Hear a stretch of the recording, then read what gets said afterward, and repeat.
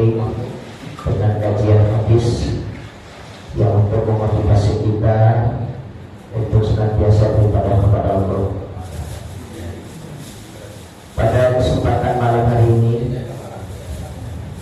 ada sebuah hadis dari Rasulullah SAW yang secara globalnya hadis ini menjelaskan tentang hamba yang dibenci sama Allah. Jadi ada hamba-hamba justru malah dibenci sama Allah. Siapakah gerangan hamba yang dibenci oleh Allah itu? Dalam golongannya sesuai sabda Rasulullah SAW, antakuna siyabuhu siyabal anbiya wa amaluhu amalul jabbari wa hudayani. Hamba yang paling dibenci oleh Allah, Allah paling benci sama hamba ini. Apa itu? Yaitu orang yang pakaiannya itu lebih bagus daripada amalnya. Selain itu, pakaiannya ini seperti pakaian para nabi, pakai jubah, pakai sorban, pakai peci putih, pakai jenggot.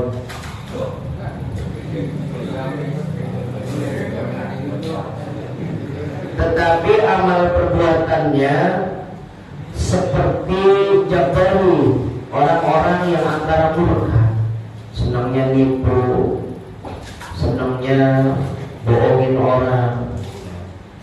Itu namanya jabari. Al-anbiya wa amaluhu amalul jabari. Sabda Rasulullah SAW diriwayatkan dari Imam Baihaqi. Hadirin yang dirahmati Allah, bahwasanya kita diperintahkan menggunakan pakaian.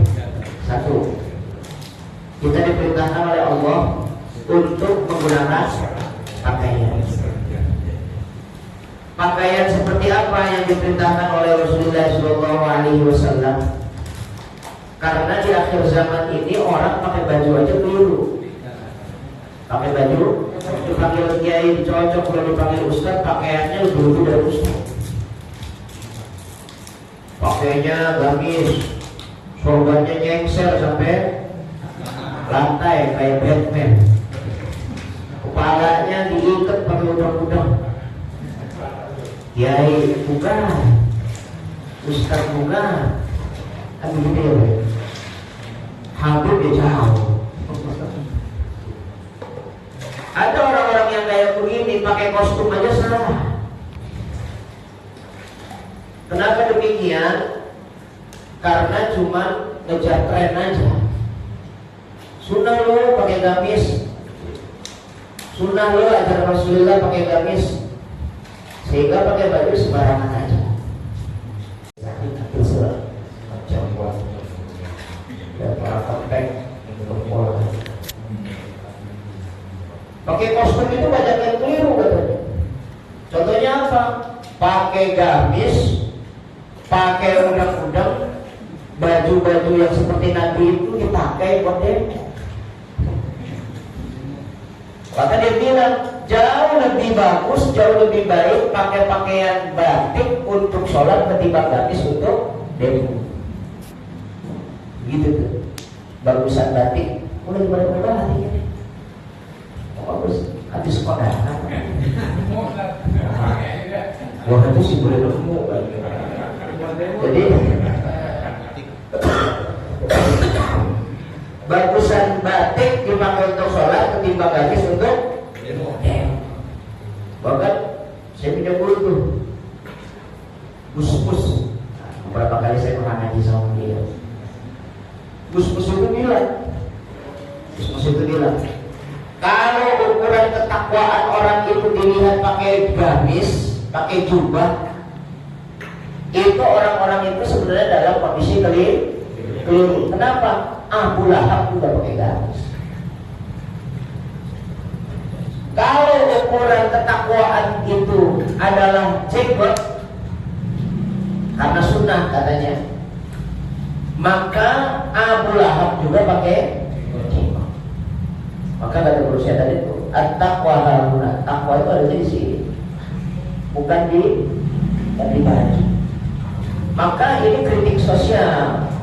Banyak orang-orang yang seperti saya, katanya si Ustaz, katanya si Kiai, tapi akhlaknya belum seperti yang dianjurkan oleh Rasulullah SAW.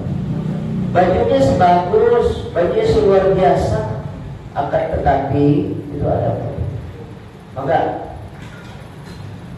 Moga. Itu bagaimana? Saya sarikan beberapa kajian ini, saya sarikan ada beberapa kitab yang saya baca. Menggunakan pakaian itu yang lazim, yang bagus itu bagaimana?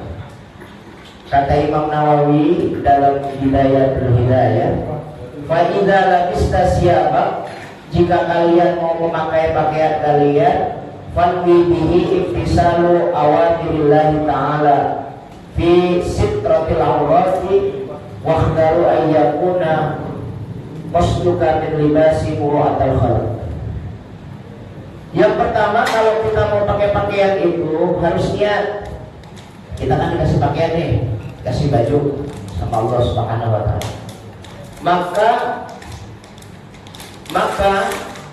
kalau kita mau menggunakan pakaian, mau menggunakan baju, maka niatnya fanwidihi iktisalu awamirillah. Pakai baju itu kita dalam rangka menjalankan perintah Allah. Jadi pakai baju itu perintah Allah, Mas. Pakai baju itu perintah Allah. Kenapa perintah Allah? Karena perintah Allah itu harus menutup aurat, kan gitu ya. Dalam rangka menutup aurat. Jadi yang pertama itu niatkan bahwasanya melaksanakan pakai pakaian itu adalah dalam rangka melaksanakan perintah Allah. Jadi kita berpakaian itu pakai perintah Allah. Nanti akan saya jelaskan baju-baju yang dimaksud. Wahdar, dan jagalah, hati-hati kata Imam Nawawi, ayyakuna qasduka min libasuka mura'atal khalqi. Jangan sampai ketika kita melakukan menggunakan pakaian itu pengen dipuji sama orang. Ini biasa ini kalau orang pejabat, orang yang lain, kalau pakai baju itu pengennya dipuji, bajunya bagus ya. Iya dong, gayanya juga puluhan juta. Gayanya kayak begitu, mura'atal khalqi, biar dipuji atau dilihat orang, riya terhadap pakaian. Maka ukurannya begini Pak, ukurannya.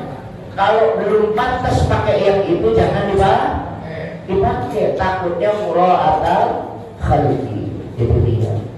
Makanya kalau Bapak sering mengikuti kegiatan saya tidak pernah, hampir tidak pernah nyapa, tidak pernah pakai baju jubah saya.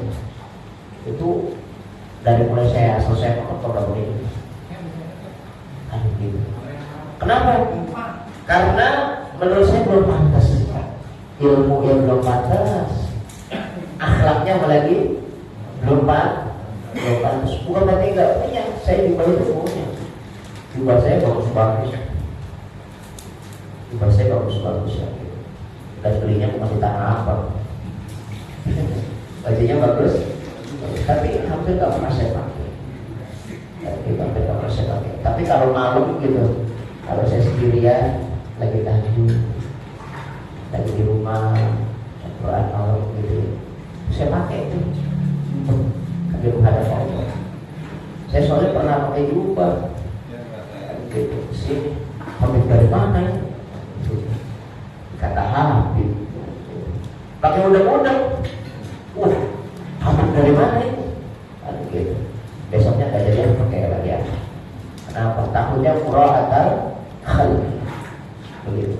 Jadi pakai pakaian itu satu niatkan untuk menutup aurat karena perintah Allah. Yang kedua, jangan sampai diniatkan untuk pamer, gitu ya. Kalau baju kita sih kayaknya sih gak ada yang dipakai pamer ya Pak ya, bajunya biasa-biasa aja, kan gitu ya. Pakaian ini sejatinya perintah Allah. Allah bersabda dalam hadis qudsi, ya ibadi kullukum arin illa man kasawtah. Hambaku, setiap seseorang yang lahir kullukum arin, dalam kondisi telanjang. Illa man kasawtahu, kecuali dia yang saya kasih pakaian. Maka ketika kita pakai pakaian, harusnya ngomongnya alhamdulillah, alhamdulillah saya pakai baju. Kenapa? Karena dikasih baju, dikasih pakaian sama Allah Subhanahu wa ta'ala. Kenapa banyak di antara umat Islam yang nggak punya baju, nggak punya pakaian? Banyak di antara umat Islam yang nggak punya sarung, kita masih punya. Insyaallah, coba lihat sahabatnya Rasulullah, Sa'labah Ibn Hatib, itu sarungnya ya banyak itu kan di atas 2 lah gitu ya. Kalau itu di atas 2, kalau nggak 3 seminggu itu kan bisa 2 hari kan gitu. Tapi yang namanya Sa'labah Ibn Hatib seminggu satu dibagi 2. Bayangkan betapa perekonomiannya miskin luar biasa. Ini miskin raya ini orang-orang, sangat luar biasa miskin. Insyaallah. Maka ingat-ingat bahwasanya sabda Rasulullah ini, firman Allah dalam hadis qudsi ini, kullukum arin, bahwasanya dulu kita itu telanjang, nggak pakai pakaian, nggak punya apa-apa, kecuali orang yang dikasih pakaian sama Allah. Maka fasatak tuni aksuku, kata Rasulullah itu, Allah berfirman itu, maka minta pakaian itu sama Allah. Ya Rob, kasih saya pakaian yang bagus. Ya Rob, kasih anak saya pakaian yang bagus. Ya Rob, kasih pakaian istri saya yang bagus. Ini perintah Allah. Jadi memohon pakaian itu kepada Allah Subhanahu wa ta'ala. Itu fungsinya apa? Berdasarkan hadis Rasulullah SAW ini, yang pertama, fungsi pakaian itu adalah libasai wa lisawatakum, adalah untuk menutup aurat. Jadi fungsi pakaian yang pakaian yang utama itu harus tutup aurat, jangan yang lain. Celana, saya pernah lihat anak muda pada bolong di sininya. Itu bolong kenapa udah lama? Baru ini bosan, baru beli seminggu di PGC, belinya bolong. Iya, goblok banget itu orang. Apa katanya? Model. Iya, tapi kan bego amat celana bolong dibeli. Gitu. Ada lagi orang yang pakai baju cewek belakangnya bolong. Udah bolong. Di belakang sekarang udah gak zaman saya dulu belakang. Sekarang di depan, di sini belahan. Saya kalau ada orang pakai baju kayak gitu nggak melek, saya nggak merem, mantap pokoknya. Pakaian fungsinya itu harus ada. Fungsi pakaian itu tutup aurat, baik laki-laki ataupun wanita. Aurat sesuai ajaran agama Islam. Kalau laki-laki mabain surrati warukbati, antara pusar sampai lutut, di antara pusar dan lutut. Jadi kalau nyari pakaian itu yang bisa tutupin antara pusar dengan lutut, pakai begitu. Apalagi kalau pakai batik, pakai Om Markus, RTU pakai apa?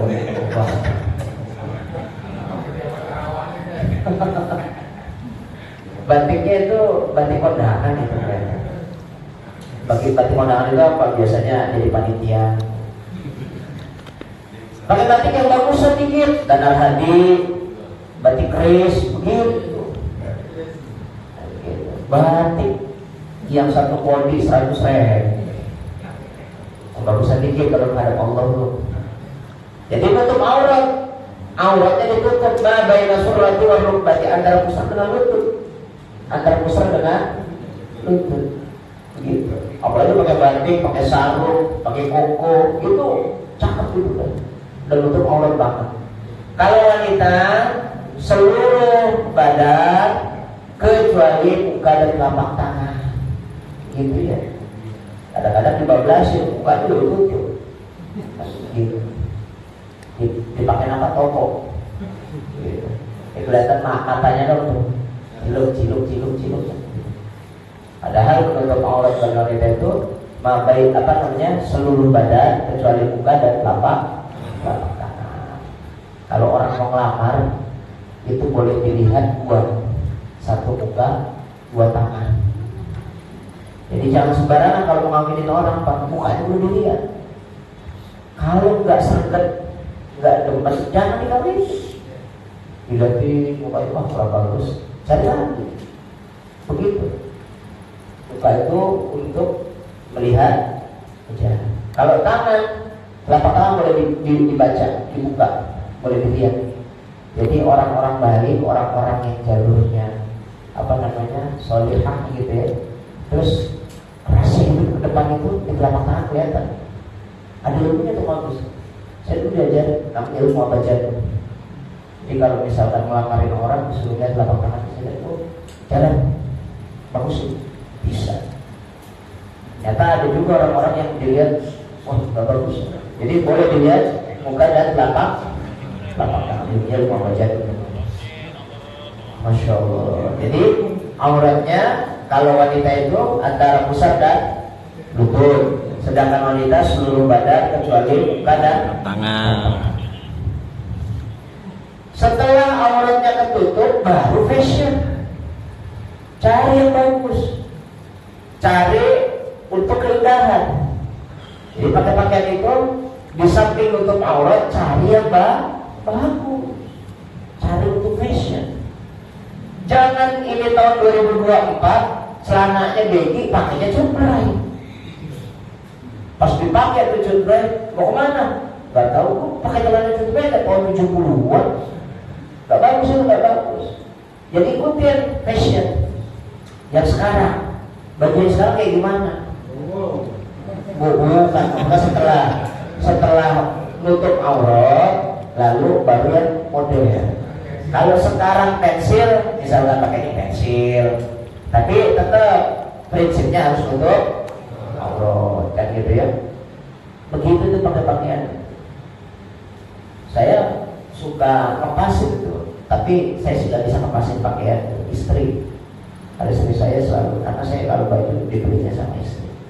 Ya pakaian kayak begini, modelnya begini, sekarang lagi hits, begitu saya. Iya. Bahkan kalau pakai sarung sama baju, Pak, itu disetel sama istri saya. Kalau baju atasannya merah pasti bawahnya merah. Kalau hijau pasti hijau gitu.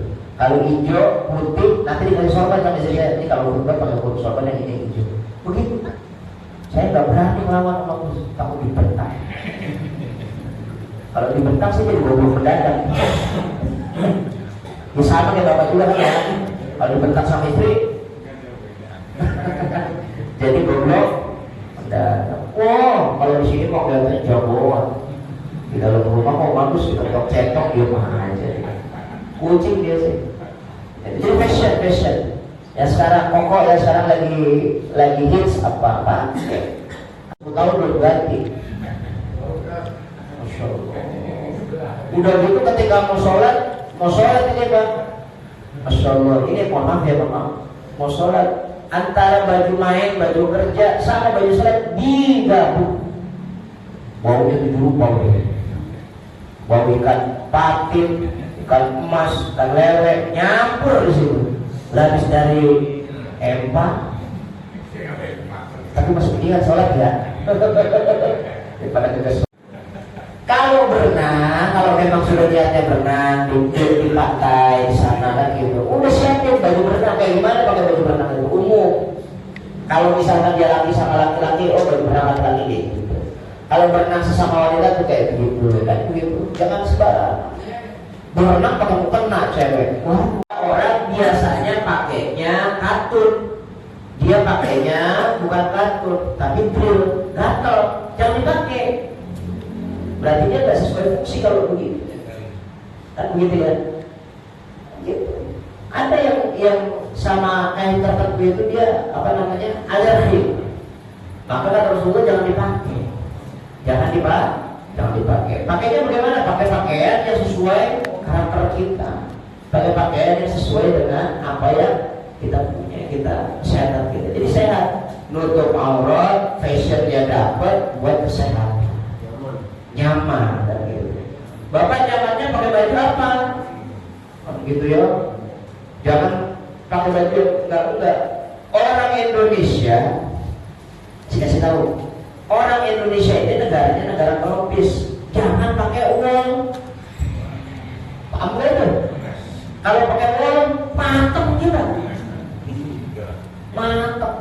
Pakai uang itu harusnya adanya di Australia, Eropa, itu kayak begitu. Itu namanya fashionable.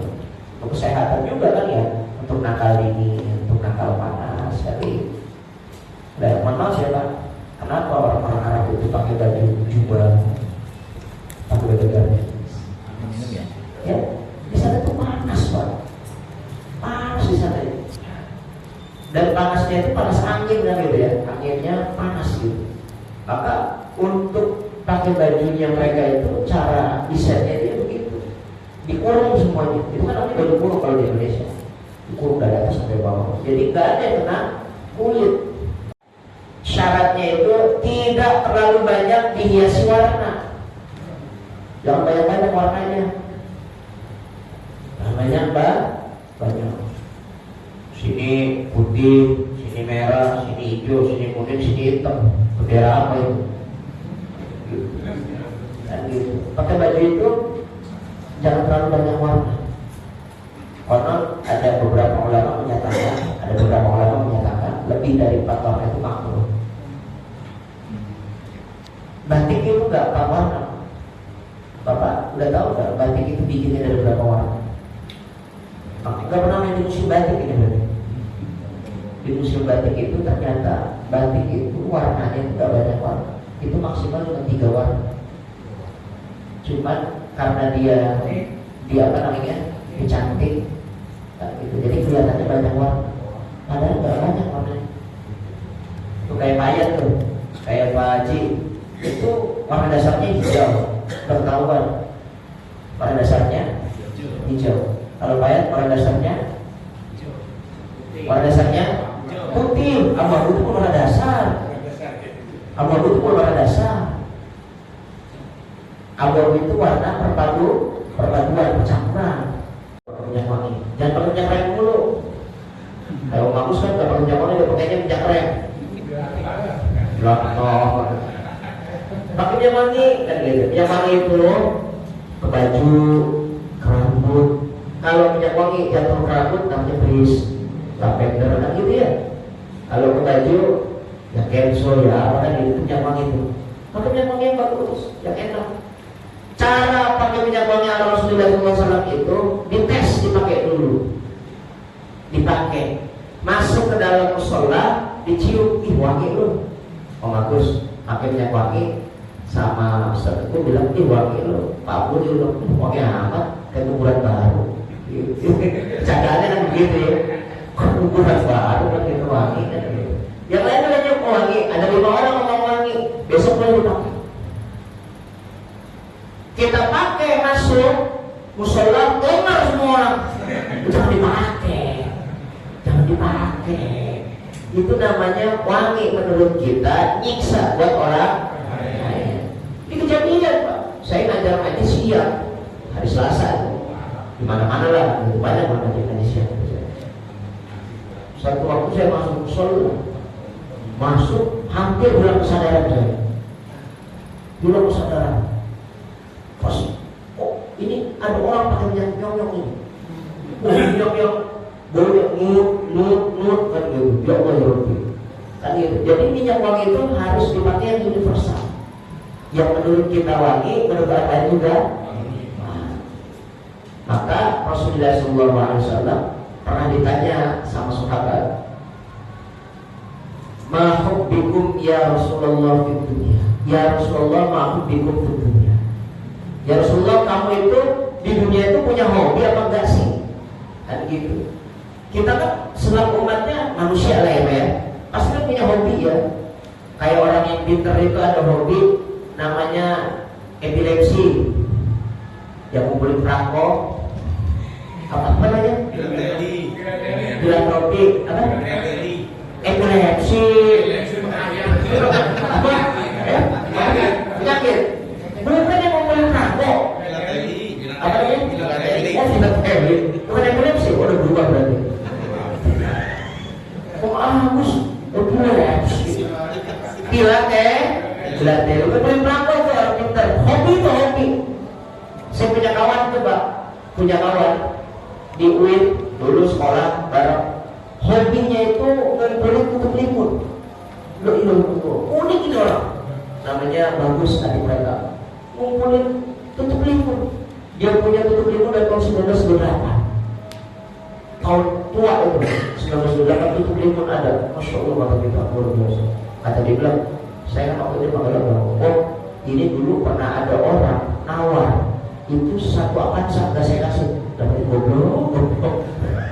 Kita orang Avanza, tutup limun kita orang Avanza gak mau.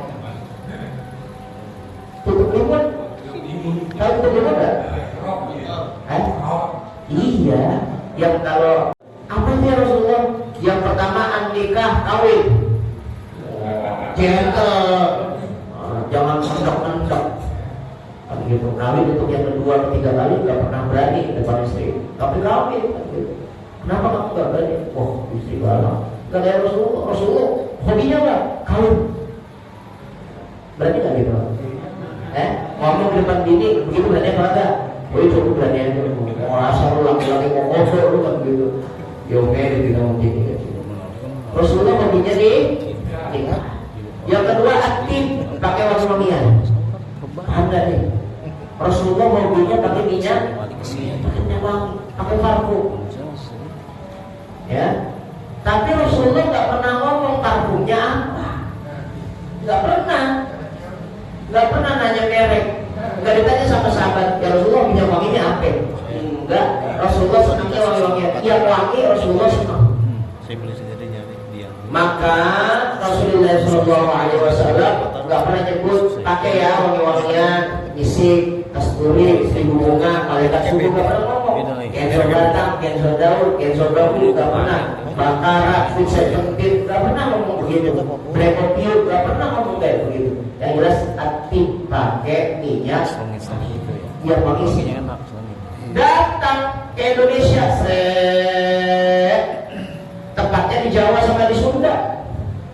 Karena Rasulullah bilang yang hobi saya dibeli itu wangi-wangian, orang Jawa sudah itu senang pakai wangi-wangian, cuma wanginya menyan. Wanginya pakai menyan. Karena Rasulullah bilang aktif pakai wangi-wangian, orang Jawa, orang Sunda, Kejawen, Wiwitan, dia meyakini bahwasanya yang namanya kemenyan itu wangi, maka dia pakai, dia bakar. Tapi kenapa kemenyan dibilang kita dibilang syirik? Padahal lagi ngamalin hadis ini. Paham gak nih? Kenapa? Sejatinya lagi ngamalin sabda Rasulullah. Rasulullah senang wangi-wangian, orang Jawa itu senang wangi. Senangnya minyak kemenyan. Bahkan saya gak habis pikir kenapa di Indonesia kemenyan jadi musyrik, kenapa kemenyan jadi syirik, kenapa kemenyan jadi bid'ah. Tapi orang Arab bakar kayu gaharu kagak bid'ah. Otaknya di mana coba pikirin? Kan sama Pak. Kalau di Arab bakar kayu gaharu, di Indonesia bakar kemenyan. Kemenyan itu dari kayu juga, getah, dari getah. Saya punya kawan orang Kalimantan Timur. Dia memang Dayak. Saya punya kawan di Kota Pesantren. Dia asli Kalimantan Timur. Itu Pak, dia punya tanah, maaf ya. Dia pernah ngomong sama saya pernah main kesana. Dia punya tanah 100 hektar. Pak 100 hektar. Saya ngomong, lu kaya banget punya tanah 100 hektar. Di Kalimantan punya tanah 100 hektar mah belum kaya. Belum kaya. Sekarang dia ahli properti di sana di Kalimantan. Dan filail wan nasunya, sholat di waktu malam, sedangkan orang-orang lagi pada tidur. Senang tuh Rasulullah. Kalau kita kan enggak, manusia pada tidur kita molor. Kita manusia bangun kita masih ngiler. Kita tuh Rasulullah bangun enggak, orang-orang pada tidur dia sholat. Maka Rasulullah itu berubah mulai. Kalau malam itu kayak kuda, nggak pernah tidur malam Rasulullah. Hatinya pokok mulai ya, hatinya nggak pernah tidur. Orang juga fisiknya nggak pernah tidur. Kalau kita kan nggak bentar-bentar tidur. Makanya saya kasih tahu sama bapak, kalau mau dapat kemuliaan malam, mau naik pangkat, mau rezekinya lancar, jangan tidur malam.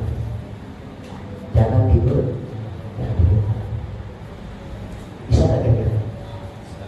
Emang kalau mau kok bisa, gitu. Besoknya lemar, kan gitu. Ya, buat tukang begadang dia di pos ronda. Saya, Mbah Maimun itu usianya sepuh, Pak. Waktu wafatnya sudah 92 tahun. Sepuh luar biasa. Itu beliau kalau ngaji, sebelum ngaji, saya sering dengar dia ngeluh gitu. Perut kolor ya, kepala kok istirahat cepat-cepat, selalu aja begitu. Ya kan orang tua dia ngeluh fisiknya itu lemah dan sebagainya. Tapi giliran datang waktu ngaji, Pak, jangan salah, Mbah Mun itu kalau ngaji Ahad hari Minggu itu santri kumpul dengan para masyarakat itu mulai ngaji tafsir jalan jam 8 pagi, nanti kelar jam 1, jam 8 pagi ngaji, jam 1 baru selesai. Bayangkan itu, sesepuh itu ngaji jam-jaman, tahan pantat jangan dibikin ngeser mulu. Goyang badan goyang. Seribu ekor kuda itu Avanza. Jadi hari ini karena 1 jam Om Agus sodako Avanza 1000, ngomong sama orang-orang, weh, udah sodako 1000 Avanza. Mana di mana? Tadi bisa ngaji, wah gila. Bukan gitu, koset Om Agus koset. Bukan koset, emang bener seperti mendapatkan pahala 1000 Avanza. Jadi Bapak ini kalau ngaji nggak sadar, Pak, setiap hari Selasa sodako 1000 Avanza. Pahalanya banyak luar biasa. Itu bagi yang mendengarkan. Lam tamasak kolaman, kagak pegang pulpen, wala taktubu harpan, kagak nyatet sedikit pun. Nyatet, ya jangan mau nyatet, bawa pulpen aja kagak. Kan gitu. Niat datang. Dalam hati sih pas ngaji, kayaknya sih ntar malam ada jos. Gitu doang niatnya. Bukan niat betul-betul tulis ngaji. Saya sanksi kalau mau bagus. Gak yakin gitu loh. Niatnya bismillahirrahmanirrahim, saya niat ngaji karena Allah. Enggak. Ngaji antar malam. Kayaknya sih, kayaknya ada jus. Kayaknya ada ciki. Mudah-mudahan bermanfaat. Ini penyegar. Insyaallah minggu besok kita akan membahas pikiran. Ya nggak tumpul otaknya gitu ya. Kalau dia terus pikiran gitu, pada takutnya koslet hukum mulu, jadi sarjana hukum kagak. Kayak kira-kira itu ya.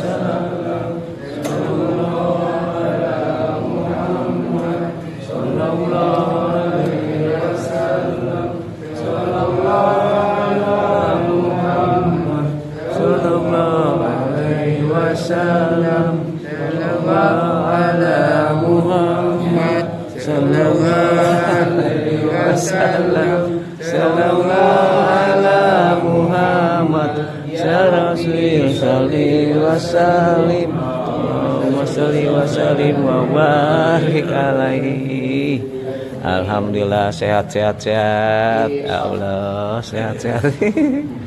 Alhamdulillah sehat. Ya Allah sehat. Amin.